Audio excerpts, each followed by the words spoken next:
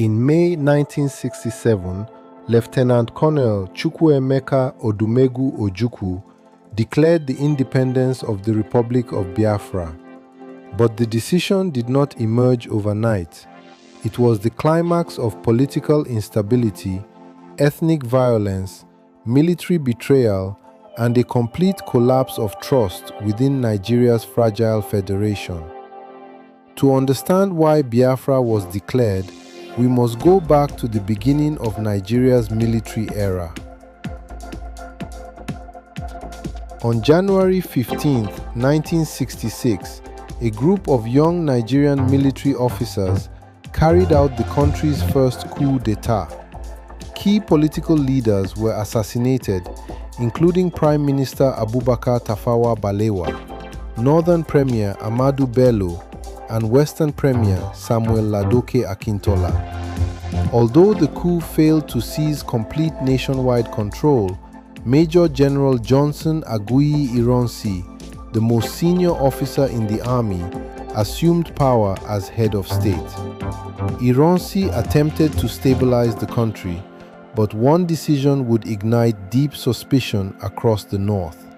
Decree number 34, which sought to abolish Nigeria's federal structure and replace it with a unitary system.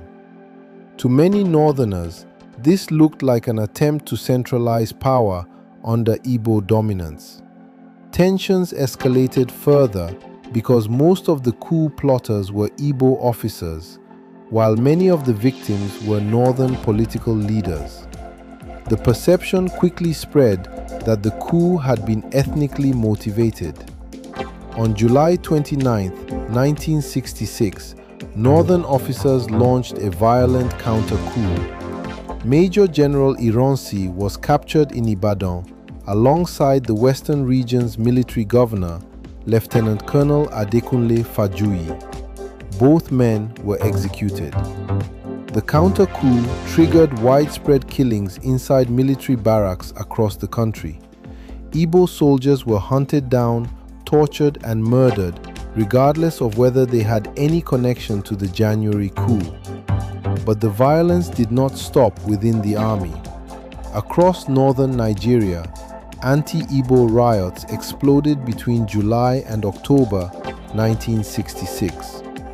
Thousands of eastern civilians were massacred in cities and towns throughout the north. Homes were burned, businesses were looted, families attempting to flee were attacked on roads and trains. Estimates vary, but historians believe tens of thousands of Easterners were killed during the pogroms. Survivors flooded back into the eastern region, carrying horrifying accounts of mass murder and abandonment by federal authorities. For many Easterners, the idea of remaining in Nigeria no longer seemed safe. As military governor of the eastern region, Ojukwu became increasingly distrustful of the federal government led by General Yakubu Gowon. He argued that the federal government had failed to protect eastern citizens and no longer possessed legitimate authority over the country. The situation became so tense that both Gowon and Ojukwu refused to meet within Nigeria due to fears for their personal safety.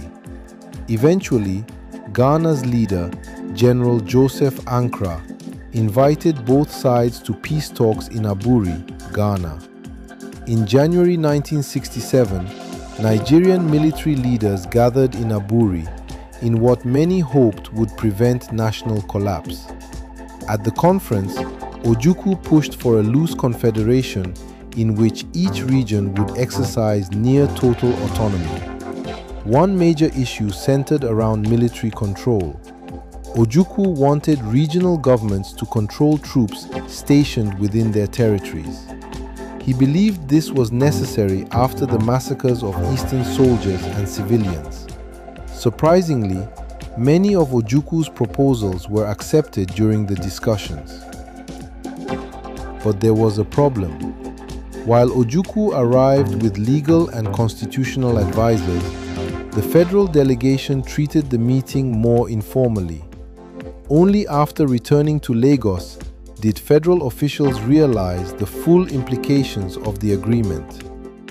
The Aburi Accord would drastically weaken the central government and shift enormous power to the regions. Federal authorities soon became reluctant to fully implement the agreement. That refusal destroyed whatever trust remained between both sides. As negotiations failed, tensions escalated rapidly. Ojukwu insisted that the Aburi Accord be implemented exactly as agreed. Gowon argued that doing so would effectively dissolve Nigeria. Meanwhile, Eastern authorities began taking control of federal assets within the region. The federal government responded with economic pressure and political maneuvers. Then came a decisive moment.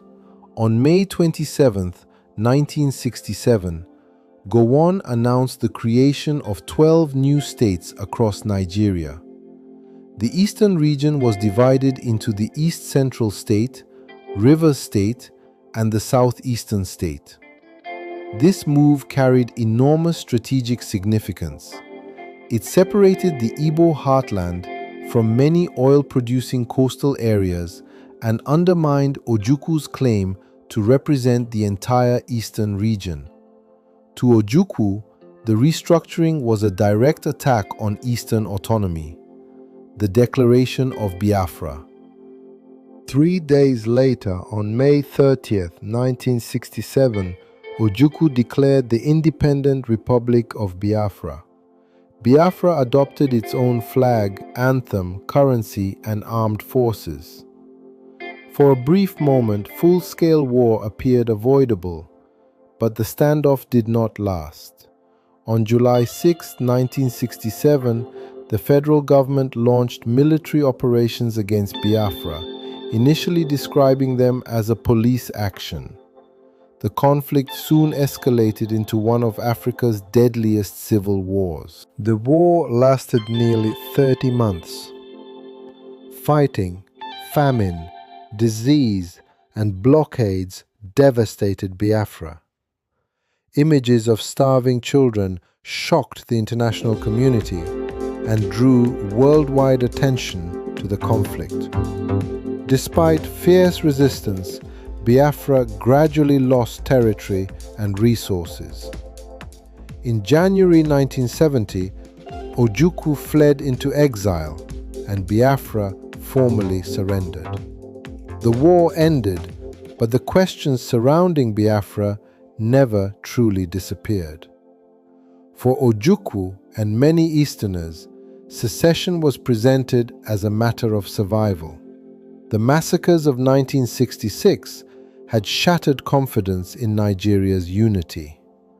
The failure to implement the Aburi Accord convinced Eastern leaders that peaceful coexistence might no longer be possible.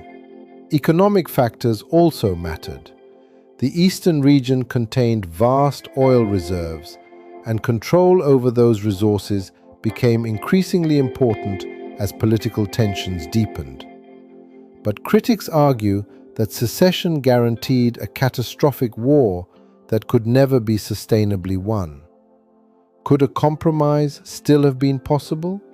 Could Nigeria have survived as a loose federation? Or was conflict inevitable after the violence of 1966? Those debates continue decades later.